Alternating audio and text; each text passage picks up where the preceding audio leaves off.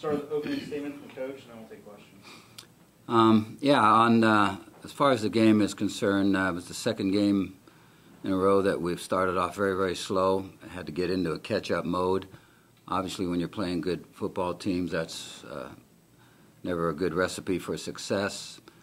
So we're going to have to look at that and find ways to get off to a quicker start and then play 4 quarters of football. I like the fact that our guys never quit, got down early, got down by a fair amount, battled back, had a chance in the second half to turn it into a ball game and make it anybody's ball game at the end. Didn't quite get that done, but they did a lot of things along the way to make that maybe a possibility as the game went on. So feel good about a lot of things. Some things we've got to get taken care of real quick. We got to run the football better. That's one of the things from the offensive side of it. Number 2, we got to stop the pass from being so effective against us and accumulating so many yards and first downs. And so those issues got to be addressed on both sides of the ball. We had some young kids that stepped up, played well. Special teams, we did some good things. Our kickoffs, there wasn't a kickoff returned, and out of 7 of them, so I think 7. So I think that's a very good stat for us. Punts, Michael did a great job with the obviously with the punting. Sometimes I'll kick the coverage a little bit, but so some of those we'd like to see maybe a little more hang time and take a little distance off of it. But he's got a great leg and is very good at it. We covered we returned kickoffs fairly well. We're averaging out past the 25-yard line when we do return kickoffs, which is a good stat. So that's that in a nutshell. Any questions you guys might have? Frank, you mentioned the slow starts. What kinds of things does a coach, a coaching staff, a team do to correct when you're not getting the starts you want to get in ball games? What tools are in the toolbox that you can pull out and go to? Yeah, I think you look at a lot of things. You look at the way you warm up, but it's we're warming up the same way we've warmed up for 14 years here, and years in the past in my other job. So that's probably not the issue.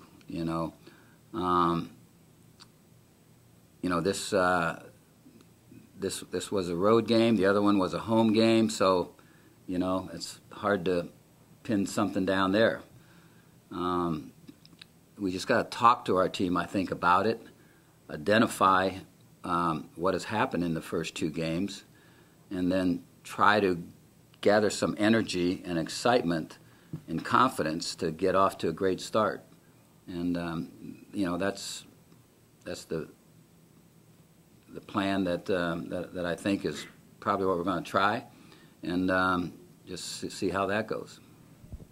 In terms of running the football, how much has the game situation been a factor in not being able to run the football as much as you want? When you're down double digits early, you tend to have fewer rushing attempts, and that's certainly been the case the first 2 games. Yeah, when you're down 2 touchdowns early, that might be a reason for you to be able to run the ball a little bit better. They could be playing the pass a little bit more there, and so I don't go down that road. I think every time you carry the ball is an opportunity to get in the 4s or 5s in terms of yards per carry. You take away the 70-yard touchdown run by Nathan, and you look at just the back carries, and you're talking about a 3.1 something average, I believe. That's not us. That's not what the program's been built on. That's not how we've operated. So, we'll continue to press to do a better job of that. In terms of the big plays given up defensively, have you seen any common thread? Is it do you make personnel changes? Do you change scheme? How do you address that when it seems to be happening in a lot of different ways in terms of the explosive plays? Yeah. Well, we've had some discussions, obviously, on that as a staff from the defensive end of it. And first thing we're going to do is make sure that we just get to be a better technique-oriented football team.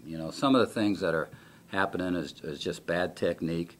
Then, making sure that we're assignment-oriented and not having a guy bust here or there that causes a big and explosive play when 9 guys are playing really well or 10 guys are playing really well and one guy's not. So getting everybody on the same page, making sure that every time that ball's snapped, we're confident in what we're doing. We think that way our talent will show a lot more.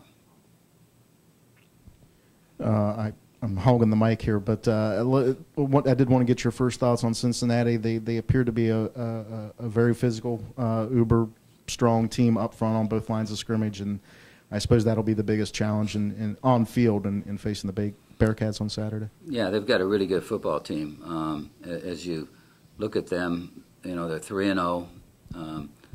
They've dominated in the games that they've played. They've got a great quarterback, so obviously that's huge in establishing an offense, which they've been able to do. I think they've held those 3 opponents, to 8 points per game, which is a little scary. You need to put points on the board generally to win a football game, and they don't allow you to do that. So something's got to give here, but they are very physical. They're strong. They've got a quick, and they play with a lot of energy, and so it'll be a really good football team that we face. Coach, you mentioned the frustration with the running game, and does it add any more frustration that your 2 redshirt senior running backs seem to be the ones having problems to get those bigger chunks of yards? Because, AJ's had a very good career here, and Malik played well in 2016. Yeah. Well, it comes back to, number one, making sure we're getting things done up front. They're the same backs, and we've got the same linemen for the most part. And Brett has done a great job at center for us. So, it's a little bit of a mystery. We've got to tie it together a little bit better. I think the fact that we are throwing the ball fairly well maybe will help us with trying to get it started, and we'll see where that goes. But we're not an overly complicated offense. We're not running so many plays that what we're running we're not executing well, or at least should be executing well. And so I think with both sides of the ball, it comes back to 11 men executing good football. The last year against Purdue, you guys struggled, went on to win 3 straight games. Do you think that this team has that kind of resolve to bounce back and maybe put a string of wins in a row? Yeah, this team certainly has that kind of capability. There's talent on the team. They play with a lot of spirit. Love what they're all about in terms of their approach to games. They're doing all the right things. We just need to get better at some of the on-the-field stuff that we're doing. Would you say that most of your frustration on Saturday night came from the fact that you thought your team could play better? It wasn't on a situation where the other team was better than you. You think you just played bad football? You just elaborate more on that. Well, we definitely got to play better, right. And I'm not taking anything away from Virginia. Right. They earned that win. But we showed that we're capable of playing really good football in that game. And if you look at it, as we got more into the series and got more into the game, we were doing pretty well. But there was just the early running play that went distance, the early pass, a flat route that went the distance, a missed tackle here and there, and you're behind 14-0 away from home, and you're trying to get everything straightened out to get back in the game. And I think to a degree we did that and played better on both sides of the ball. Special teams I thought was pretty good. We give up a 2-yard return, and one, there was a penalty on it. I think ended up being an 11-yard return. So other than that, the coverage, was good. I think we had 2 that we covered really pretty well. We had the penalty on the punt where they fair catch interference, which those are all costly. But I think the officials let both teams play, and so there was not a lot of penalties called in the ball game, which is kind of what you look for a little bit. At least it's not a 10 penalty one team, 15 penalties the other team, where some things were ticky-tacky in terms of what was called or what got done. Those guys let both teams play, and that's okay. Coach, you linked the big plays a little bit to technique, but they seem to come on sudden change opportunities for Virginia. Do you see the resolve in your team as far as being able to come back? But is that an area of resolve that that you guys need to improve on? Is in the sudden change aspect? Right when you get a punt, they hit you for a long play. I really don't see that as a major problem for us. We've been scored on without sudden change. Yeah. So, it comes back to just being better, playing better. And, that's what we're setting out to do. Coach, you guys get beat 38-21 in the first half, but obviously you mentioned the resolve. You win the second half 10-7. Was that a matter of guys just making more hat-on ball carrier plays, or was it adjustments in the locker room at the second half? What was that kind of change that really allowed the defense to play a lot better and give the team at least a chance to win? I think we played more like we're capable of playing in the second half, and when you don't have technique breakdowns and you got good personnel, it's going to show. Regardless whether you have good personnel and you do have technique breakdowns, you're going to be in trouble. And that's what happened to us early on in that game. And then later in the game, we seemed to get that straightened out a little bit. So it was no magic thing done at halftime, in terms of a talk or in terms of major adjustments. They just started playing better. Then you mentioned Nathan Rourke's long run, 70 yards, but he finished the day with 5 carries for 41, lost 30, 40-plus yards just in terms of sacks and just pressures. Is that a big emphasis this week in terms for that offensive line, not only the rushing attack, but making sure Nathan or Quentin or whoever's back there is given the right amount of time to make those throws and make those reads? Because he was, in the first half especially, he was under pressure a lot. It's a big emphasis every week, We got sacked 3 times. They got sacked 3 times. If you look at most ball games, you're going to see that there's a fair amount of pressures on the quarterback and hits on the quarterback, legitimate hits on the quarterback. That's all part of the game, Nathan's 5 carries all were on scrambles, but we expect that from Nathan. When he sees an opening, he's got the green light to take it, and so. Especially on that 70-yard play, that was a broken play. That wasn't a design run on that. Yeah, no, it was not a design run. All of Nathan's were on non-designed runs in that ball game. There was 1 or 2 that maybe, on the reads, maybe he had a chance to keep it, but.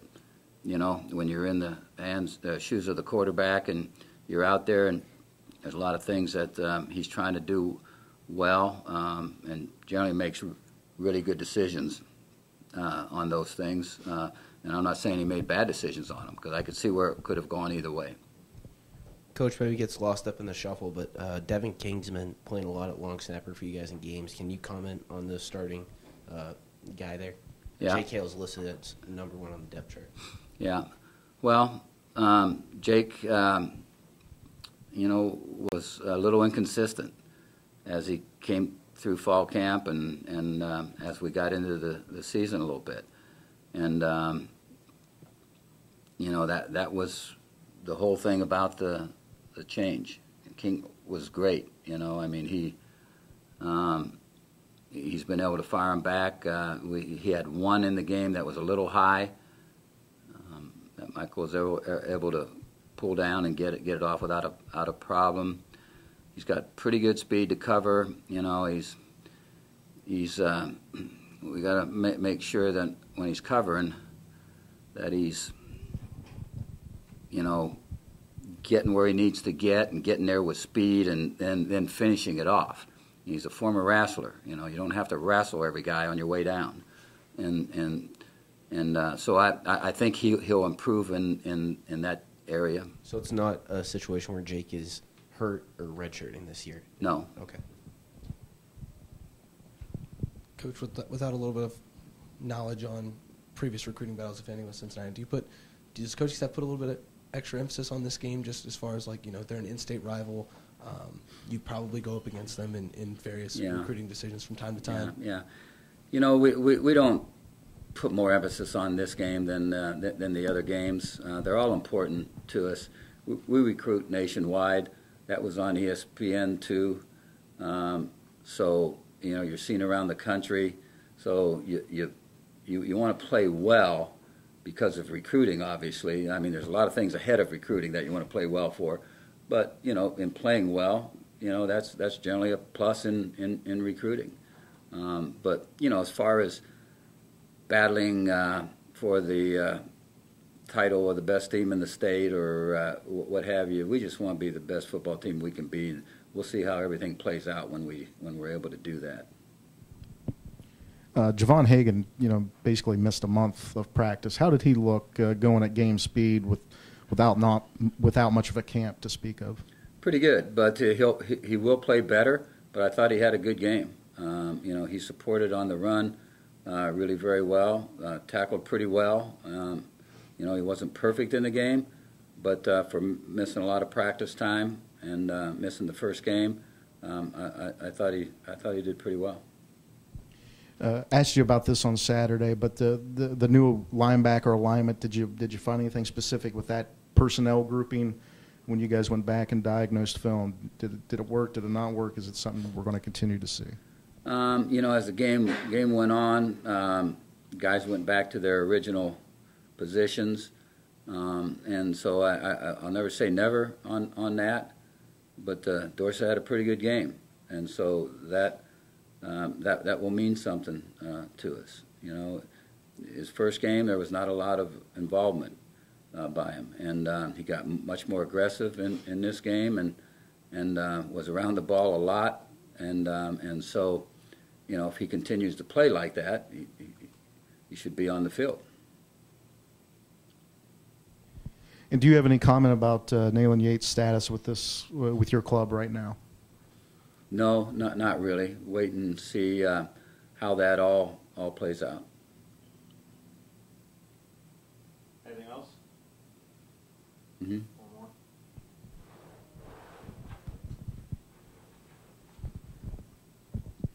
Coach, Papi White, 6 catches, 131 yards. He was really the big cog in that passing attack. He's been that way basically dating back the past 4 games to last season. He's really the senior leader in that group. Who's someone else that you kind of see stepping up? There hasn't really been that second threat that's really taken a hold of that number 2 spot outside of Papi. You had just Andrew Meyer's a threat. guys. Cameron's a threat. Jerome Buckner had 2 catches as well. Jerome Buckner's a threat with his speed and quickness. Is that an emphasis to try to get the ball spread out a little bit more than just that one option in Papi? Well, you want to go to Papi at times. You know, obviously you can't just throw to Papi every play, Mm-hmm. but when you look at it, he has the ability one-on-one to get free, and when he's in that position, you want the ball to go to him. But in saying that, we've really got a good group of receivers, and I think it's going to end up being the best group that we've had since we've been here. For it's all said and done, a couple freshmen playing in the mix, and you know I really like the receiving core.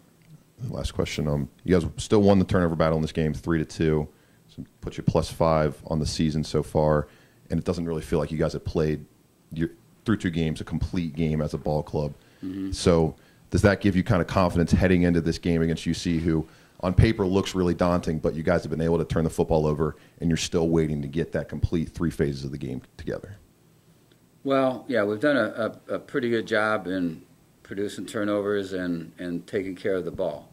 Anytime you're a +5 after 2 games, you got to be jumping up and down, and so we'll continue to emphasize turnovers, not making them, and then getting turnovers. And with that, generally those teams that are successful as the year plays out are those teams that are winning the turnover margin, and the ones that are really successful are winning it by quite a bit. So we hope that that's going to be a real added plus for us as we go through the year. All right. Thanks, guys. Thanks, Coach.